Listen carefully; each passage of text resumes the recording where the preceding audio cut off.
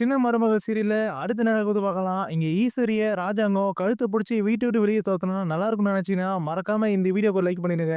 வாங்க இப்ப வீடியோக்குள்ள போலாம். இங்க வீட்டுக்குள்ள ராஜாங்கம் கோவத்துல உட்கார்ந்துட்டு இருக்காரு. அப்பதான் இங்க மோகனா வந்து ராஜாங்கத்திட்ட நடந்த எல்லா விஷயம் சொல்லிடுறாங்க. இந்த மாரி ஈஸ்வரி, சாவித்திரி, தாமரை இவங்க 3 பேருமே சினிமாவுக்கு போயிறாங்க அப்படிங்கிற விஷயத்த இங்க மோகனா வந்துட்டு ராஜாங்கத்த சொல்லிடுறாங்க. அதுக்கப்புறம் இங்க பக்கத்துல சன்னாசிய வந்துட்டு ராஜாங்கத்த பார்த்துட்டு, "என்ன இவங்களுக்கு என்ன தைரியம் இருந்தா, இவங்க 3 பேர் வந்துட்டு இரவு நேரத்துல சினிமாவுக்கு போயிருப்பாங்க. இது எல்லாத்துக்குமே காரணம் ஈஸ்வரியா தானே இருக்கும். ஈஸ்வரி இப்படி பண்ணவும் தான் கூட இருக்க 2 பேரும் வந்து அப்படி பண்ணிட்டு இருப்பாங்க. நீங்க முதல்ல அவங்க 3 பேர் வந்துட்ட பிறகு, அதுல ஈஸ்வரிய கழுத்த புடிச்சு வீட்ட விட்டு வெளிய தொரத்துங்க." அப்படிங்கிற மாரிலாம் இங்க சன்னாசி வந்துட்டு ராஜாங்க சொல்லிறாரு. அதுக்கு இங்க ராஜாவும் வந்துட்டு கோவத்திலே உட்கார்ந்து சொல்லிட்டு இருக்காரு. "அவங்க வரட்டும் சன்னாசி. இந்த வீட்டுக்குன்னு ஒரு மரியாதை இருக்கு. அதையும் மீறி என் பேச்சையும் மீறி ஏதோ ஒண்ணு பண்ணணும்னு சொல்லிட்டு அவங்க பண்ணிட்டு இருக்காங்க. வரட்டும். ஈஸ்வரி, சாவித்திரி, தாமரை 3 பேரும் வரட்டும். இனி என்னதான் சொல்லிட்டு அவங்கள கேட்டா தான் சரியாகும்." அப்படிங்கிற மாரிலாம் இங்க கோவத்திலே வந்துட்டு இங்க ராஜாங்க சொல்லிட்டு இருக்காரு. அப்பதான் இங்க மோகனா வந்துட்டு, "ஏங்க கோவப்படாதீங்க. அவங்க வந்தாங்க அப்படின்னா பொறுமையா பேசுங்க. அவங்க கிட்ட என்ன பிரச்சனை? எதுக்கு இப்படிலாம் பண்ணிட்டீங்கன்னு சொல்லிட்டு பொறுமையா கேளுங்க." அப்படிங்கிற மாரிலாம் இங்க மோகனா சொல்லவும், அப்பதான் இங்க சன்னாசி வந்துட்டு, "இல்ல இந்த ஈஸ்வரி பண்ற வேலை தான் இருக்கும். ஈஸ்வரி தான் வந்துட்டு சாவித்திரிய தாமரை கிட்ட சொல்லிட்டு, இரவு நேரத்துல அவ தான் வந்துட்டு சினிமாவ அவங்க 2 பேரும் கூட்டிட்டு போயிருப்பா. அவ வரட்டும். அவளுக்கு இருக்கு." அப்படிங்கிற மாரிலாம் இங்க சன்னாசியும் வந்துட்டு கோவத்துல உட்காந்து பேசிட்டு இருக்காரு. அதுக்கப்புறம் தான் இங்க ராஜாங்கம், சன்னாசி அது மட்டும் இல்லாம மோகனா எல்லாரும் பேசிட்டு இருக்கும்போது, அப்பதான் எங்க வீட்டுக்குள்ள சாவித்திரி, ஈஸ்வரி, தாமரை, சித்ரா இவங்க எல்லாருமே வந்துட்டு வீட்டுக்குள்ள வராங்க.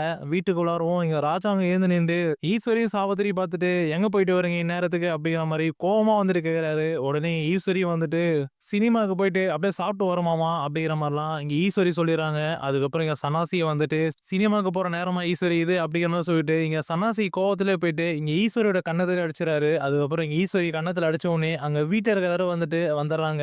அப்பதான் இங்க வீட்டுக்குள்ள ஏதோ சத்தம் கேட்குதுன்னு சொல்லிட்டு, இங்க போஸு, சேது, அப்பத்தா அது மட்டும் இல்லாம தமிழ்ச்செல்வி எல்லாருமே வந்து வீட்டுக்குள்ள வந்துர்றாங்க. இவங்க எல்லாரும் சுத்தி நின்னுட்டு இருக்க. அப்பதான் என் சன்னாசி ஈஸ்வரிய கன்னத்திலே அடிச்சுட்டு, அப்பதான் ஈஸ்வரி பார்த்து கேட்டுட்டு இருக்காரு. "உனக்கு தெரியாதா? இந்த வீட்ல இரவு நேரத்துல யாரும் பொம்பளைங்கலாம் வந்துட்டு சினிமா போக்கூடாது. இதுவரைக்கும் நம்ம வீட்ல யாருமே அப்படி பண்ணது இல்ல. இப்ப என்ன புதுசா எல்லாருமே கிளம்பி போயிட்டு வந்திருக்கீங்க?" அப்படிங்கிற மாரிலாம் இங்க சன்னாசி ஈஸ்வரிய பார்த்து கேட்கறது மட்டும் இல்லாம, சாவித்திரி, தாமரை எல்லாரையும் பார்த்து கேட்டுட்டு இருக்காரு. அப்பதான் இங்க ராஜாங்க வந்துட்டு சாவித்திரிய பார்த்துட்டு, "உங்களுக்கெல்லாம் என்ன பிரச்சனை? என் பேச்ச வந்துட்டு யாரும் கேட்கிற மாரி இல்லையா? இந்த வீட்டுக்குன்னு வந்துட்டு ஒரு கட்டுப்பாடு இருக்கு. அந்த கட்டுப்பாட மீறி தான் வந்துட்டு நீங்கலாம் பண்ணுவீங்கன்னு சொல்லிட்டு பண்ணிட்டு இருக்கீங்களா?" அப்படிங்கிற மாரி. இங்க ராஜாங்கம் கோவத்திலே வந்துட்டு எல்லார் முன்னாடியும் வந்துட்டு பேசிட்டு இருக்காரு. அப்பதான் அங்க இருந்த ஈஸ்வரி வந்துட்டு ராஜாங்கத்த பார்த்துட்டு, "மாமா இந்த வீட்ல நீங்க சொல்றதையும் இந்த வீட்டுக்குன்னு ஒரு கட்டுப்பாடு இருக்கு. அத மதிக்கணும் அப்படின்னா, நீங்களும் வந்துட்டு இந்த வீட்ல இருக்க எல்லாரையும் வந்துட்டு ஒரே மாரி பார்க்கணும். நீங்க என் பையன் போஸ் ஒரு மாதிரியும், உங்க மருமக தமிழ்ச்செல்வி ஒரு மாதிரியும் பார்க்கக்கூடாது. எல்லாரையும் வந்துட்டு ஒரே மாரி பாகுபாடா பார்க்கணும்.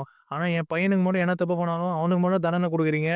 இதுவே உங்க மருமக தமிழ்ச்செல்வி பரீட்சை எழுதிட்டு வந்திருக்கா. அவளுக்கு எந்த தண்டனையும் இல்ல. அவங்களுக்கு உதவி பண்ணியிருக்காங்க உங்க அம்மா. அவங்களுக்கும் வந்துட்டு எந்த தண்டனையும் குடுக்கல. இதுவே உங்க பையன் சேது ஏ தப்பு பண்ணியிருந்தா இந்த தண்டனை குடுத்துருப்பீங்களா? நீங்க என் பையன ஒரு மாதிரியும், உங்க பையன ஒரு மாதிரி தான், உங்க மருமகள ஒரு மாதிரி தான் பார்த்துட்டு இருக்கீங்க மாமா." அப்படிங்கிற மாரிலாம் இங்க ஈஸ்வரி வந்துட்டு ராஜா இந்த மாரி சொன்ன உடனே, இங்க ராஜாங்கத்துக்கு ரொம்ப அதிர்ச்சி ஆகுது. இங்க பக்கத்துல இருந்த மோகனா வந்துட்டு, "ஈஸ்வரி பார்த்து பேசு ஈஸ்வரி. இவரு ஒண்ணும் யாருக்கும் தனித்தனியா பாகுபாடு பார்க்கறது இல்ல. எல்லாரையும் வந்துட்டு ஒரே மாதிரி தான் பார்த்துட்டு இருக்காரு." அப்படிங்கிற மாரிலாம் இங்க மோகனா வந்துட்டு ராஜாங்கத்த ஈஸ்வரி சொல்லவும், இங்க மோகனா ஈஸ்வரிய பார்த்து சொல்லிட்டு இருக்காங்க. அப்பதான் இங்க ஈஸ்வரி வந்துட்டு மோகனா பார்த்துட்டு, "அப்ப இந்த வீட்டுக்குன்னு ஒரு கட்டுப்பாடு இருந்தா, அந்த வீட்டோட கட்டுப்பாட மீறி அந்த தமிழ்ச்செல்வி போய் பரீட்சை எழுதிட்டு வரா. அவள ஆனா நல்லா தான் விட்டுருக்கீங்க. அவளுக்கு எந்த தண்டனையும் குடுக்கவே இல்ல. இதுவே என் பையன் போஸு ஒரு தப்பு பண்ணிட்டானுங்கோசரம் அவன அடிச்சு, அவன வீட்டுக்கு வெளிய இருக்க அவுட் ஹவுஸ்ல வந்து தங்க வச்சீங்க. இந்த மாரி தமிழ்ச்செல்வி ஏதாவது பண்ணீங்களா? இதுதான் மாமா வந்துட்டு எல்லாருக்கும் ஒரே மாதிரி பார்க்குற பாகுபாடா? எல்லாருக்கும் ஒரே மாரி தண்டனையா மாமா குடுக்குறாரு? அவருக்கு இஷ்டம் போல வந்துட்டு அவருக்கு புடிச்சவங்களுக்கு அவங்க மருமகள்லாம் வந்துட்டு மாமா தண்டனையே குடுக்க மாட்டாரு. இதுவே என் பையன் போஸ மட்டும் அவன சாட்டையால அடிச்சு, அவன வீட்ல இருந்து அவுட் ஹவுஸ்ல தங்க வச்சீங்க." அப்படிங்கிற மாதிரிலாம் ஈஸ்வரி பேசிட்டு இருக்க, உடனே இங்க ஈஸ்வரி வந்துட்டு இப்படிலாம் பேசுறத பார்த்துட்டு, அங்க வீட்ல இருக்க எல்லாருக்கும் ரொம்ப அதிர்ச்சி ஆயிருது. உடனே எங்க அப்பத்தான் வந்துட்டு இங்க ஈஸ்வரிய அதிர்ச்சியா பார்க்குறாங்க. வீட்டோட பெரிய மனுஷன் என் பையன் ராஜாங்கம், அவனையே வந்துட்டு இந்த ஈஸ்வரி எதிர்த்து பேசிட்டு இருக்காளே, அப்படிங்கிற மாதிரி தான் எங்க அப்பத்தா நினைச்சுட்டு, எங்க அப்பத்தா ஈஸ்வரிய பார்த்து கேட்டுட்டு இருக்காங்க. "ஏன்டி ஈஸ்வரி உனக்கு ஏதாவது பிரச்சனை அப்படின்னா, என் பையன் ராஜாங்கத்த சொல்ல வேண்டியது தானே? என் பையன் ராஜாங்க பேச்சையும் மீறி, அது மட்டும் இல்லாம இந்த வீட்டுக்குன்னு ஒரு கட்டுப்பாடு இருக்கு. அதையும் மீறி நீங்க எல்லாரும் வந்துட்டு எப்படி சினிமாவுக்கு போயிட்டு வரலாம்? சினிமாவுக்கு போனது உங்க தப்பு. என் பையன் ராஜாங்கம் அத கேட்க தான் செய்வான். இந்த வீட்டோட பெரிய மனுஷன் அவன். அவனையும் எதிர்த்து பேசிட்டு இருக்கவ அப்படிங்கிற மாரிலாம் இங்க அப்பத்தான் வந்துட்டு இங்க ஈஸ்வரிய திட்டிட்டு இருக்காங்க. அப்பதான் இங்க ஈஸ்வரி வந்துட்டு அப்பத்தாவ பார்த்துட்டு, "இங்க பாருங்க அத்த, இந்த வீட்டோட பெரிய மனுஷன் அப்படின்னா எல்லாருக்கும் வந்துட்டு ஒரே மாரி தண்டனை குடுக்கணும். அப்படி தண்டனைய வீட்ல இருக்க யாருக்கும் ஒரே மாரி குடுக்க முடியல அப்படின்னா, என் பையன் போஸையும் வந்துட்டு வீட்டுக்குள்ள சேர்த்துக்கோங்க. என் பையன் போஸ அவுட் ஹவுஸ்ல வைக்காதீங்க. என் பையன் போஸுக்குன்னு ஒரு தண்டனை இருந்தது அப்படின்னா, இந்த வீட்ல பொம்பள புள்ளைங்க படிக்கக்கூடாதுன்னு சொல்லியும், அதையும் மீறி போயிட்டு பரீட்சை எழுதிட்டு வந்தா தமிழ்ச்செல்வி வந்துட்டு தண்டனை குடுங்க." அப்படிங்கிற மாரிலாம் இங்க தமிழ்ச்செல்விக்கு தண்டனை குடுக்கறத பத்தி இங்க ஈஸ்வரி வந்துட்டு இங்க எல்லாரும் முன்னாடியும் பேசிட்டு இருக்காங்க. இதெல்லாம் கேட்டிருக்கும்போது, இங்க தமிழுக்கும், சேதுக்கும் ரொம்பவே பதட்டமாவுது. இவங்க வேற வந்துட்டு இப்படிலாம் பேசிட்டு இருக்காங்களே! மாமாவே இந்த விஷயத்த பெரிய விஷயமா எடுக்கல. ஆனா, இவங்க இது பெரிய விஷயமா எடுத்து பேசி, நம்மள வீட்ட விட்டு வெளிய தொரத்திருவாங்க போலயே! அப்படிங்கிற மாரிலாம் இங்க தமிழ் ஒரு மாரி பதட்டமா மனசுக்குள்ளயே வந்துட்டு நெனச்சிட்டு இருக்காங்க. அப்பதான் இங்க பக்கத்துல இருந்த சாவித்திரி வந்துட்டு ராஜாங்கத்த பார்த்துட்டு, "ஆமாண்ணே, நீ தண்டனை குடுக்கணும் அப்படின்னா, அந்த தமிழ்ச்செல்விய வந்துட்டு ஏதாவது தண்டனை குடு. இல்ல அப்படின்னா, அவள வீட்ட விட்டு வெளிய போக சொல்லு. நீ அவளுக்கு முன்னாடி தண்டனை குடுக்காம இருந்தன்னா, இந்த வீட்ல இருந்துட்டு யாரு பேச்சையும் கேட்காம, நாங்க எல்லாருமே எங்க இஷ்டம் போல தான் இருப்போம். இல்ல அப்டின்னா, நாங்க வீட்ட விட்டு வெளிய போக கூட தயார்ண்ணே." அப்படிங்கிற மாரிலாம் இங்க சாவித்திரி வந்துட்டு ராஜாங்கத்த பார்த்து சொல்லவும், இங்க ராஜாங்கத்துக்கு ரொம்பவே அதிர்ச்சி ஆயிடுது. இங்க ராஜாங்கம் ஒரு சைடு கோவத்திலே வந்துட்டு கஷ்டப்பட்டுட்டு இருக்காரு. என் தங்கச்சியே வந்து என்ன பார்த்து இப்டி பேசிட்டு இருக்குதே அப்படிங்கிற மாரிலாம். இது எல்லாத்தையும் பக்கத்துல இருந்து பார்த்துருந்த சனாசி வந்துட்டு ஈஸ்வரிய பார்த்துட்டு, "ஈஸ்வரி, இப்போ உனக்கு என்ன பிரச்சனை? போஸ வந்துட்டு இந்த வீட்ல கூட்டிட்டு வரணும். அதுக்கு தானே இப்படிலாம் பண்ணிட்டு இருக்க?" அப்படிங்கிற மாரி சொல்லவும், உடனே ஈஸ்வரி வந்துட்டு, "எனக்கு போஸ வந்துட்டு வீட்டுக்குள்ள கூட்டிட்டு வரணும் இல்ல. இந்த வீட்ல தப்பு பண்ண அவங்க மருமகளுக்கு ஒரு தண்டனை கூட குடுக்கலையே. அதனால தான் நாங்களும் எதுக்கு இதுக்கு மேல இந்த வீட்டோட கட்டுப்பாட வந்துட்டு மதிக்கணும். நாங்களும் அதனால தான் வந்துட்டு அத மீறி சினிமாவுக்கு போனோம்." அப்படிங்கிற மாரிலாம் இங்க ஈஸ்வரி சொல்லிர்றாங்க. அதுக்கப்புறம் இங்க ஈஸ்வரி இப்படிலாம் பேச எல்லாத்தையும் வந்துட்டு இங்க ராஜாங்கம் கோவத்திலே வந்துட்டு பார்த்துக்கிட்டே கேட்டுட்டு இருக்காரு. அதுக்கப்புறம் இங்க ராஜாங்கமே வந்துட்டு ஈஸ்வரிய பார்த்து கேட்கிறாரு, "இப்ப என்ன பிரச்சனை ஈஸ்வரி? இப்ப என்ன பண்ணணுன்ற?" அப்படிங்கிற மாரிலாம் இங்க ராஜாங்கமே வந்துட்டு கோவப்பட்டு ஈஸ்வரிட்ட கேட்க, அப்பதான் ஈஸ்வரி வந்துட்டு, "இங்க பாருங்க மாமா, நாங்க எல்லாருமே வந்துட்டு சினிமாவுக்கு போனது தப்பு தான். அதுக்கு நீங்க என்ன தண்டனை வேணா குடுங்க. நாங்க ஏத்துக்கிறோம். ஆனா இவ பரீட்சை எழுதிட்டு வந்ததுக்கு இவளுக்கும் ஒரு தண்டனை குடுங்க. ஒண்ணு இவள வீட்ட விட்டு வெளிய அனுப்புங்க. இல்ல அப்டின்னா, இவள அந்த கார் ஷெட்லேருந்து வீட்டுக்குள்ள வராத மாரி ஏதாவது பண்ணுங்க. இவ 2வது வீட்டுக்குள்ள வரவே கூடாது. இந்த தமிழ்ச்செல்வி வீட்டுக்குள்ள வரவும் தானே இப்படிலாம் பண்ணிட்டு இருக்கா. இவ 2வது வீட்டுக்குள்ள வராத மாரி நீங்க ஏதாவது பண்ணணும். அப்படியேப்பட்ட ஒரு தண்டனை வந்துட்டு இந்த தமிழ்ச்செல்வி பரீட்சை எழுதிருக்காங்க. இந்த தமிழ்ச்செல்விக்கு நீங்க குடுக்கணும்." அப்படிங்கிற மாரிலாம் இங்க தமிழ்ச்செல்விய வீட்டுக்குள்ள சேர்க்கக்கூடாது அப்படிங்கிற மாரி இங்க ஈஸ்வரி வந்துட்டு இங்க ராஜாங்க சொல்லிட்டு இருக்காங்க. இது எல்லாத்தையும் கேட்ட உடனே எங்க தமிழ்ச்செல்விக்கு ரொம்பவே பதட்டமாயிடுது. மாமா ஒரு வேள அப்படி எதனா தண்டனை நம்மளுக்கு குடுத்துருவாங்களோ, நம்ம 2வது வீட்டுக்குள்ள வர முடியாதோ அப்படிங்கிற மாரிலாம் ஒரு மாரி பதட்டமா வந்துட்டு இங்க தமிழ்ச்செல்வி பார்த்துட்டு இருக்காங்க. அப்பதான் எங்க அப்பத்தா வந்துட்டு, "ஏன்டி ஈஸ்வரி, அவ என்ன முன்னாடி மாரியா இருக்கா? இப்ப அவ வயித்துல ஒரு குழந்தை இருக்குடி. அவள எப்படி நீ வீட்டுக்குள்ள வர முடியாதுன்னு சொல்ல முடியும்? அவளுக்கு ஏதாவது அவசரம், அவளுக்கு ஏதாவது உதவி அப்படின்னா அவ வீட்டுக்குள்ள வந்து தான் ஆகணும். அந்த நேரத்துல அவ என்ன பண்ணுவா?"